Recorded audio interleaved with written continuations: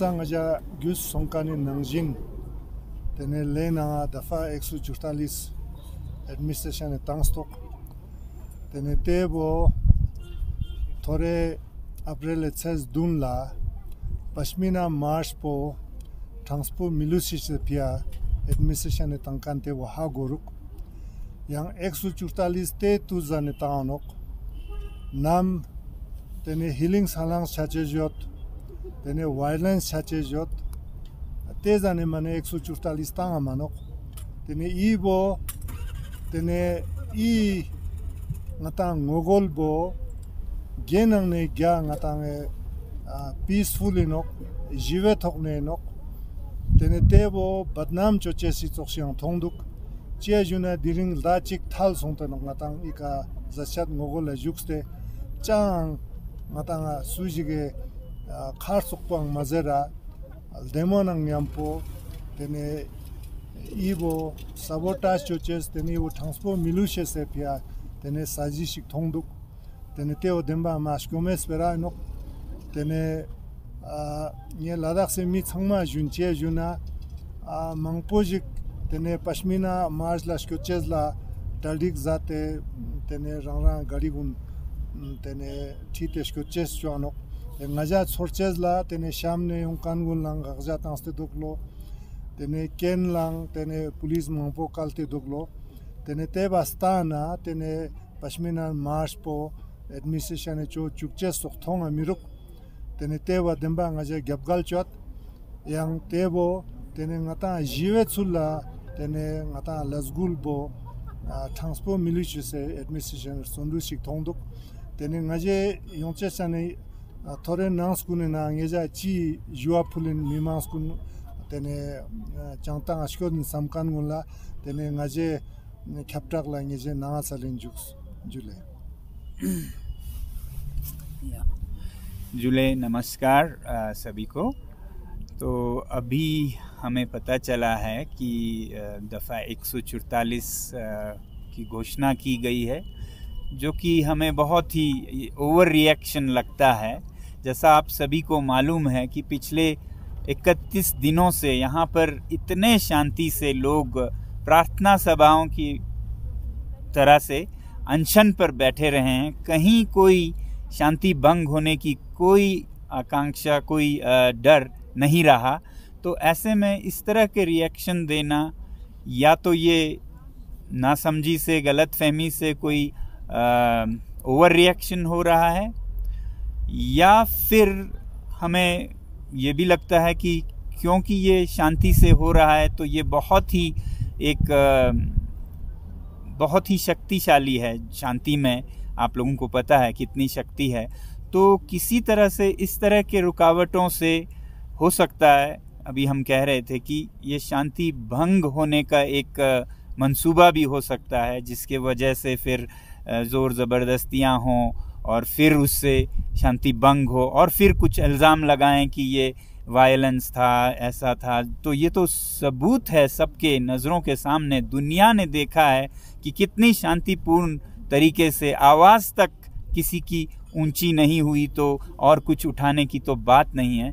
तो ये हमें बहुत दुखद लग रहा है कि ऐसे कहीं पे जहाँ पे शांति है उसमें अशांति शांति के नाम पर ना फैल जाए।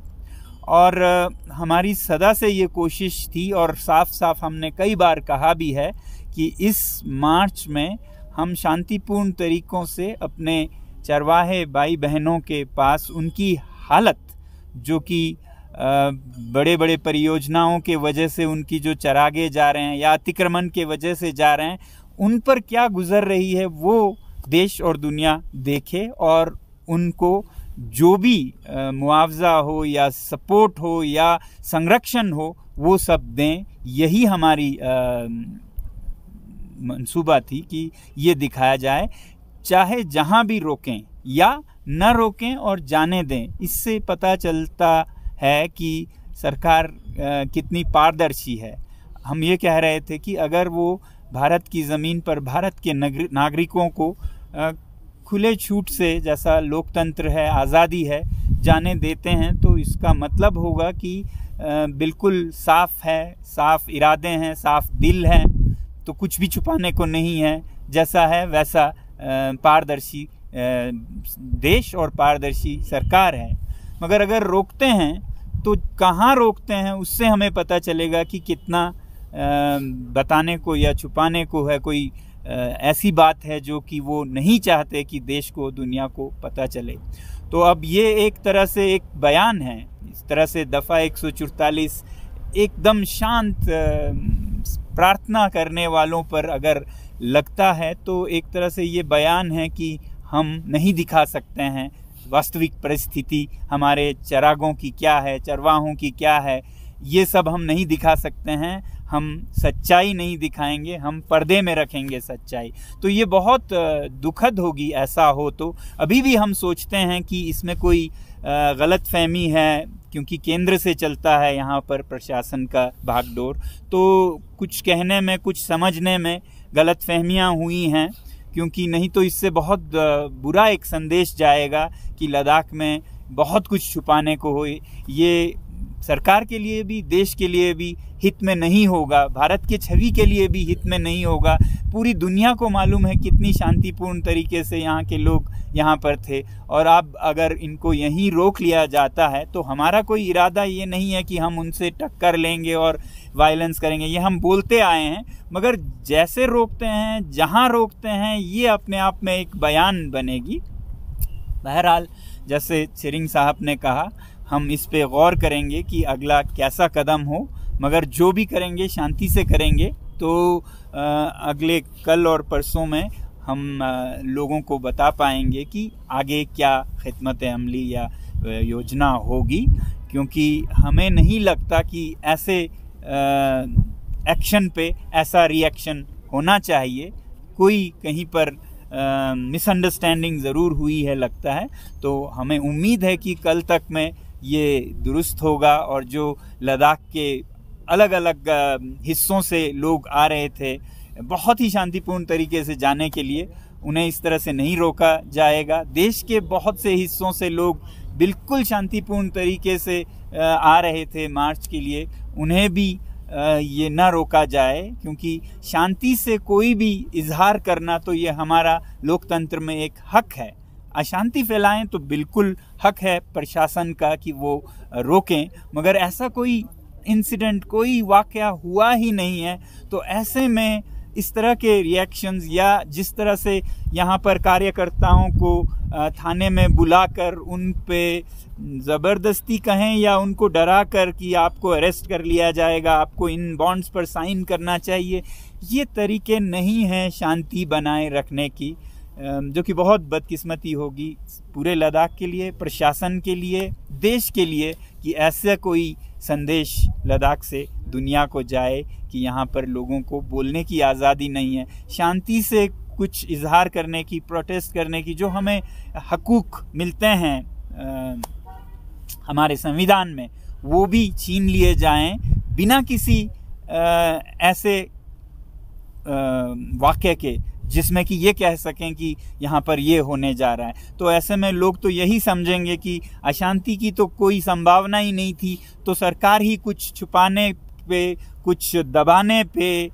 लगी हुई है। तो ये गलत संदेश जाएगा। हमें उम्मीद है ऐसा संदेश नहीं जाने देंगे, और शांति और न्याय और नियम, लोकतंत्र बहुत जल्द बहाल किया जाएगा लद्दाख में।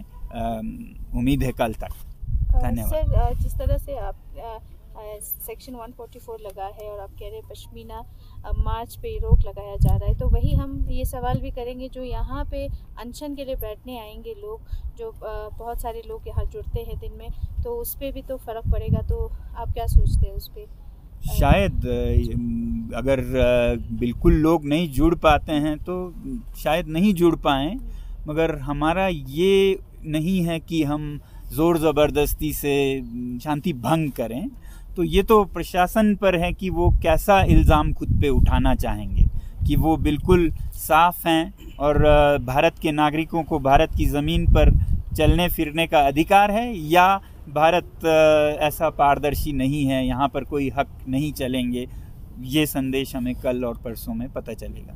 जी, तो जैसे आपने कहा कि एक जो यहाँ वॉलंटियर्स है उनको पुलिस बुला के वहाँ पे बॉन्ड कुछ साइन करवा रहे हैं। तो किस तरह का ये सिलसिला कब शुरू हुआ सर, कब कितने बच्चों को यहाँ से? मुझे तो ये आज और कल में ही पता चला। हमने वकीलों से भी इस पे पूछा तो वो कह रहे हैं कि ऐसा कोई हादसा, कोई इंडिकेशन, कोई एग्जाम्पल नहीं है कि किसी ने कुछ किया है। तो ये डराने के लिए किया जा रहा है और इसलिए लोग कर भी नहीं रहे हैं। तो लोग तो मतलब कहीं गिरफ्तार हो उससे कोई आज डरता नहीं है। जो सच्चाई के रास्ते पे, शांति के रास्ते पे अगर कोई कदम उठाएं तो उठाएं, हम तैयार हैं। मगर उम्मीद हमें यह है कि इस तरह से शांति के नाम पे अशांति लद्दाख में न लाया जाए। लद्दाख पहले से ही बहुत ही संवेदनशील जगह है और हम इज्जत करते हैं कि इस जगह पे हमारे देश की छवि सही रहे।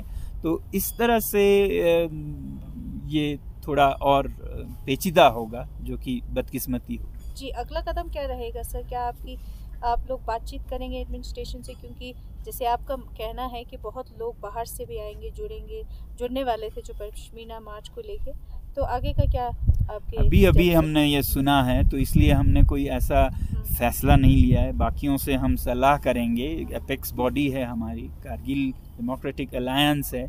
मुझे उम्मीद है काले शायद बताएं कि ये सब देखने के बाद कुछ फैसला लिया जाएगा। मगर जैसा भी हो, इरादा कहीं भी अशांति फैलाने का या कोई हिंसा हो, ऐसा कहीं भी नहीं है, नहीं था कभी भी। और हम सदा से बोलते आए हैं कि हम देखेंगे कि क्या उनका रिस्पॉन्स रहता है।